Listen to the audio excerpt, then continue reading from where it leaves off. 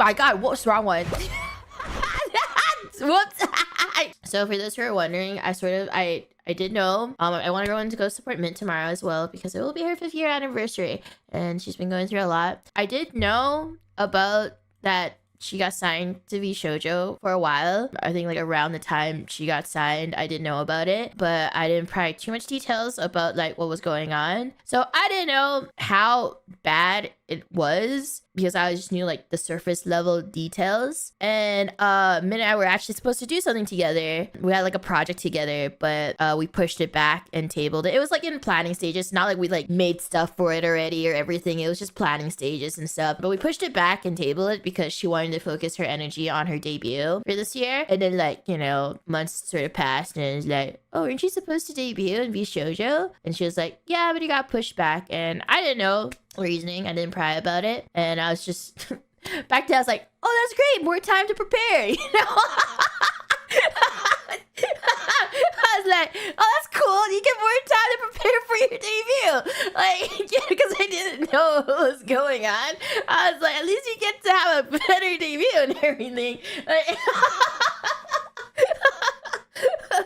like, you know, in hindsight, maybe now that I know, in hindsight, yeah, I was very clueless. But I did want to like address this thing because of like there were so many like rumors and stuff going around. But for those who were wondering, no, I was never approached by Vshojo. I didn't realize how big the rabbit hole was, and I'm finding out so much information at the same time as you guys right now. No VTuber company wanted me or like gave me an offer or like approached me to help me after, you know, I got fired and got thrown into being indie. And I think like a lot of people forgot that I was basically like super taboo and radioactive and also controversial. So yeah, no, I didn't get any offers. There was no poaching when it comes to me. So I just want to say that in case there's like rumors that like, wow, I can't believe Vshojo approached all of these people. And I was like, no, not me. I was not involved in anything. Like, sorry, it makes me feel like I'm making this about myself, but I just wanted people to know that I wasn't contacted by an agency or any agency to join them after, you know, I got fired. But like, you know, the past is the past. I mostly moved on from it and like, you know, we gotta focus on the current and help the people that need it now. It did give me like PTSD and sort of reopen some memories and trauma. So like, I guess that's why I'm like reacting like this right now. Like I'm all over the place emotionally. Just want you guys to know, not even pre-indie was I approached because I saw people were like, oh man, they contacted everybody. No. I feel like there were some of us that wasn't, just so you guys know, some of us. Oh, no, I don't know if all, maybe it was just me, I don't know, but I wasn't approached pre-indie, but now I'm like finding out. I'm like, I found out like so many other people did, and you know, like that gif, like you guys get paid, like. So, like that's how I was like, wait, you guys got poached? Like, wait, how many people did they approach like pre-indie? I was like I was like, wait, what? Like, how many people got approached? Yeah, but please support those who were affected with the Vshojo collapse. Like, I know the transition period would be, like, very hard, especially being thrust into uncertainty and, like, all the projects and things you were looking forward to just, you know, disappearing and stuff. I had a few stuff in the works at that time that would never see the light of day after, like, countless hours and days and weeks working on them. And I even had, like, an injury to previous one things. So I understand, like, the grief that they're going through. It's just really sad because, you know, no one deserves to experience that. And I really hope they all find a place and are able to recover. You know, my story is done. Like, this is their story. And we need to focus on the now and hearing their voice and all of this. So yeah, like, please support everyone. Like I said, Mint's anniversary is tomorrow. And I hear the girls that, you know, they're supposed to debut right after Mint. Was the Monster Girl Jen is also doing collabs. So yeah, please support the previous talents and also the ones that, you know, came before them and the ones that were supposed to debut as well. So yeah, support all of them. They really need it during like this time. Ugh.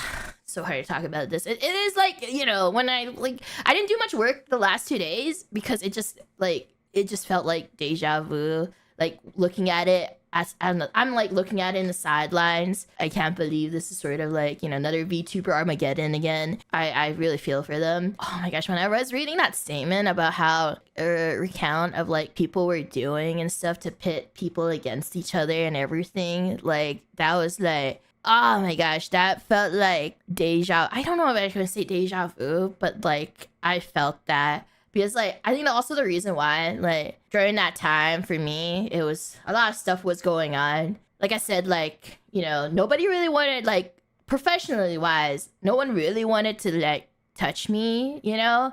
And also, like, there was a lot of false rumors and narratives being spread about me behind the scenes. And I remember someone approaching me about some of the false rumors, and I had to provide them, like, proof and actual, like, personal documents to show that it was false.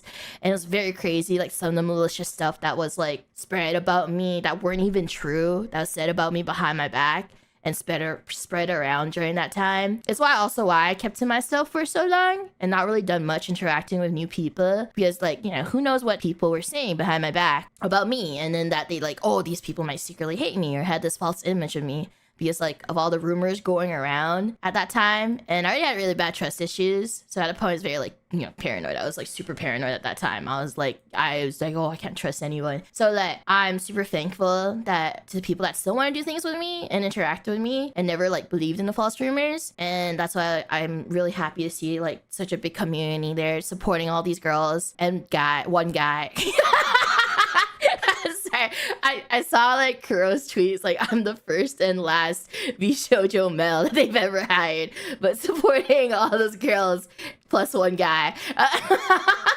And then like, you know, having people approach me to hear my story after being told, even like there's like moments where they were like told to not interact with Doki, like don't interact with her because like these false narratives are spread about me. And then like, you know, they were willing to listen to like my side of the story. When they approached me about it, I easily provided proof that the rumors were false, you know. And then like at one point the brainworm started attacking, and I was like, I won't say like it was not resentful, but I felt like super worthless for like not being good enough to even be considered or like helped or like, you know, even followed on Twitter. Like I was very jealous at that time.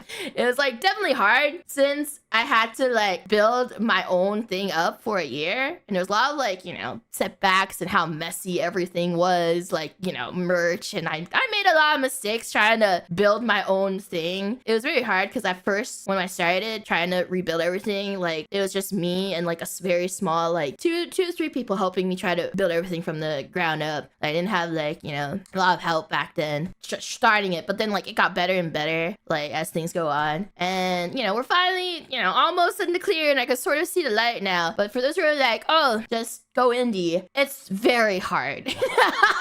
When you have like the structure and the safety net of like a company and then you transition to indie, it's incredibly hard to do something like that. It's a huge jump, especially when you have to do stuff from the ground up. It depends on what kind of indie you want to be. Like obviously like corpo VTubers, they have a lot more, like it's not just streaming, there's a lot more things going into it. There's like events, merchandising, sponsors, branding, everything like that. And to try and replicate that as an indie is very difficult. Like trying to sell yourself by yourself, especially as an individual, you're not selling like a brand image, because like that's the thing, when you're in a company you're selling like a group of people, but now that you're an individual, you have to sell yourself. So you have to be like, no, pick me. Even though I'm an individual, you should pick me. And that's very hard to do. It's incredibly hard. That's why I'll tell you this now, I've been more busy as an indie than I've ever been when I was in a company. And even then, this is why you don't see much events from me these days, because I've been doing more so behind the scenes work than I have been focused. Because, okay, the reason why I had so many events back then was because I was so fucking bored.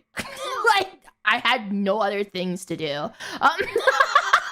I wasn't really getting sponsors or like, you know, stuff I should do for the company at that time. everything I did back then was like stuff I want. Like I had nothing to do. Like, so then I did these events because I was like, I wouldn't say bored. Okay, maybe bored is the wrong word to pick. Like I could just stream or I could do something worthwhile instead of just like coasting. Yeah, I had a lot of ambition too. But now that I'm indie, there's so many other things I have to do behind the scenes, which prevents me from actually doing organizing events and stuff because like there's, I need to market myself and stuff like that. So for this, you're like, oh, just start it. It's just, start a company or like indie's not that bad. Oh my gosh, it's so hard. It's But to be fair, it depends on what kind of streamer you want to be. And for me, in terms of like what I want to be as a streamer, I have a lot of ambition and I have a lot of like ideas and things I really want to do because I don't want to just stream. I want to like do more than that. I have a lot of like crazy ideas I want to put out forth. That's why like for me, I'm always busy almost every day because of it. Like I have like a huge list of tasks I have to follow and everything and like a lot of things to reply to and stuff like that. You have to be a workaholic to really like do the stuff I'm currently doing just because, like I just like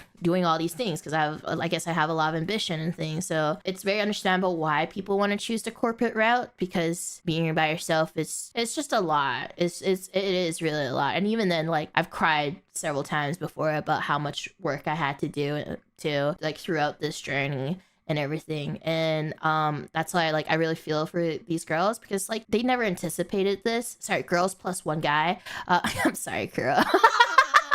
Yeah, it's a lot of networking too because the company can help you do the networking, but then you have to do your own networking now. But yeah, like I said, for these girls basically being thrust into being indie again, I would love if everybody showed them lots of love and appreciation, give them the support to adjust to being an indie or like transition. Maybe they'll be able to transition to another company. I just want to make that statement because like it did open like a lot of like PTSD about that. So I really feel for everybody that's going through this right now. And oh my gosh, sorry, I'm making this too much about like myself and stuff, but it's just like based off like my own experiences. I could like sort of feel for them a lot. I empathize with them a lot. So I do hope that the girls that did get in won't stop dreaming. I hope they make it. Yeah, the charity reached $1 million.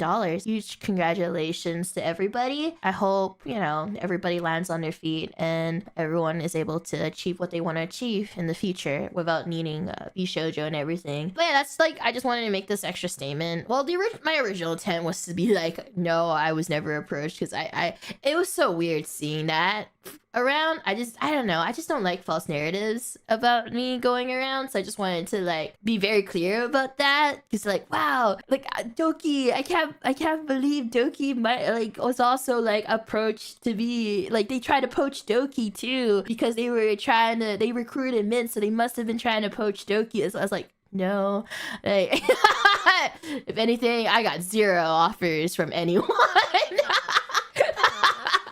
Like, it was very rough down there when I got fired. Like,